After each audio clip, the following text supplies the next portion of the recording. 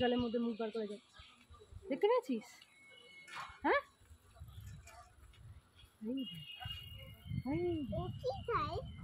ও জলের মাছ খায়, পোকা খায়।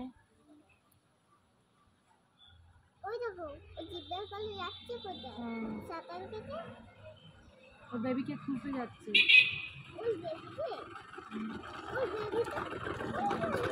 ওইটা চলে গেল, তোর বেবির সঙ্গেই তো মাম্মাম যাচ্ছিল, কিন্তু ওই স্কুটারটা যাই এলো সঙ্গে সঙ্গে মাম্মাম সরে গেল। কি কষ্ট না হলে একটু, যা মাম্মাম চলে যা।